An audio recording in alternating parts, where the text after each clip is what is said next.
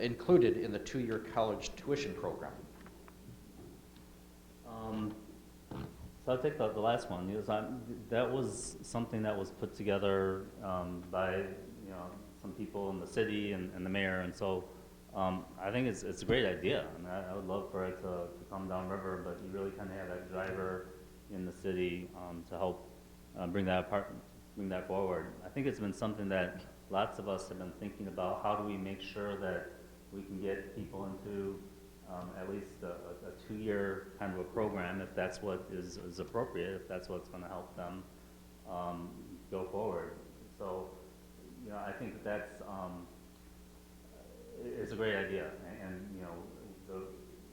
one of the things that we looked at a couple years ago is looking at higher education generally and trying to figure out how to reprioritize some of our state budget to make sure that more funding does get into higher education, because it really is it's really important for us. And I've been, anytime I go to a group and talk to young people, it's you gotta do something after high school, and it's a program, it's community college, it's university, whatever it is. But one of the things that we've been doing recently, and this is something that, again, the governor has said, let's try to do more on, is career and technical education. And so one of the pieces that was in the budget in the last couple of years is some money to help support CTE programs. One of the big challenges is trying to get some of the capital costs, some of the equipment.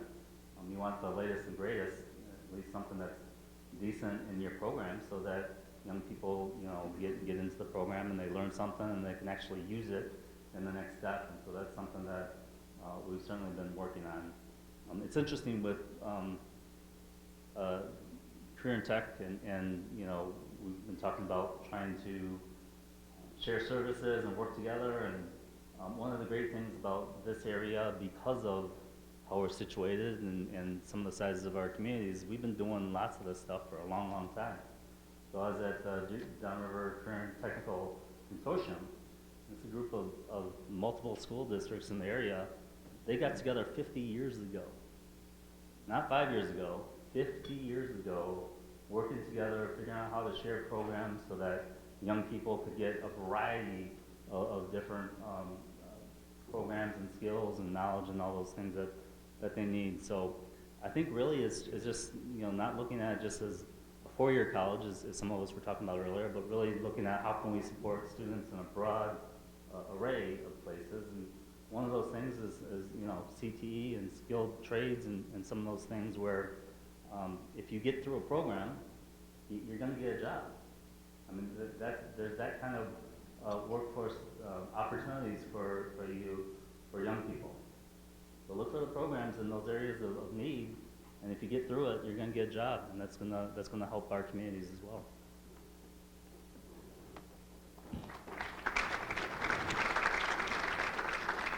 Senator Hood, what steps are being taken to help college students with the cost of tuition at the university level? Well, as we know,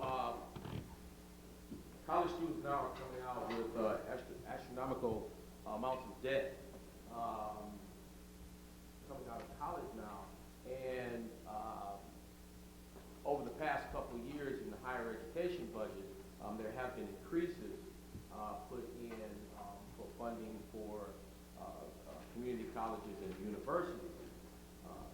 And we've been trying to figure out ways and innovative ways on making and lowering the cost of tuition to those universities, especially public universities and community colleges.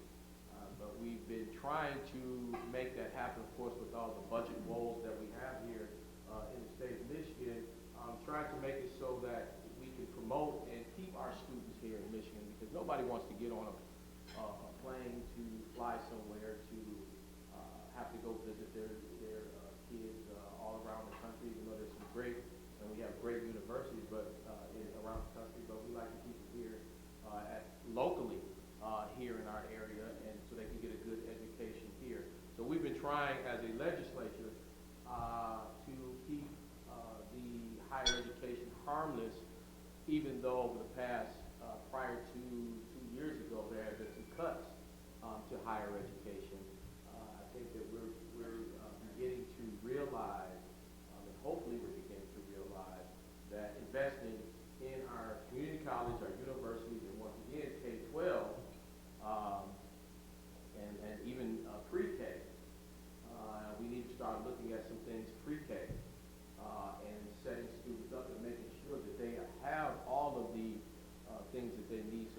so that they can achieve success. But working with the community college and the university, we've had conversations about community colleges carrying on and being able to pass out baccalaureate degrees. That was a hot topic over the past couple years, and it's just come up again this year. But working out how we can make not only higher education affordable, but accessible as well. So we're working to try to do that, and working to try to achieve that once again, for them to be able to, as we have the students here, be able to achieve the dream, if you will. And it shouldn't be a dream to go to college. It should be something that's there. And you talked about the having 2 years of college paid for. I think that should be, or a student should not have to worry about that. Coming out of debt, what type of position do we put them in when they come out of debt with, $80, $90, $100,000 worth of debt? And if you have, two people who get together and get married, we're talking about maybe $200,000 worth of debt, and you're talking about buying a home, you're talking about having children, you're talking about et cetera, and how do we expect them to make it in this world? So there's a lot of snowball effects that happen because of that. But it is my goal to do the best that we can to lower tuition rates, and once again making a higher education accessible to everyone, not just students, but we're also talking about people that have to go back to school to, if you will, reinvent themselves because of the way that the economy is, the way that jobs are changing. Now you can go into an automobile plant and work on the assembly line, but a lot of times you have to have some type of computer knowledge because it's all robotics now. And you look at I look at my nieces and my nephews. I'm looking at my 3-year-old nephew, and he's on the little tablet, and he's going crazy on the thing, and he's learning all of this stuff. And I'm sitting there like, can you teach it to me, please? But we have to make, and I'm going to say this and then I'll sit down, is that we have to make, and going on education, we've got to make it easier. And a lot of these school districts are struggling to even get tablets, to get computers. And that's a big piece of it. I mean, because it costs money. It costs money to have Wi-Fi and, internet access in school districts. And that's one of the big pieces and the big money things that we're talking about that has to be invested in our kids. So I know I kind of got off subject a little bit, but thank you for allowing me to get off subject a little bit.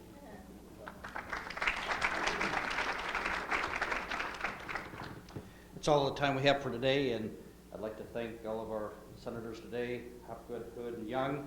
I'd like to thank all of our sponsors for making these forums possible. Let's give them another round of applause, please.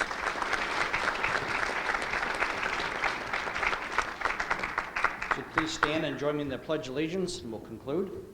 I pledge allegiance to the flag of the United States of America and to the republic for which it stands, one nation, under God, indivisible, with liberty and justice for all. Thank you for coming, and have a great day.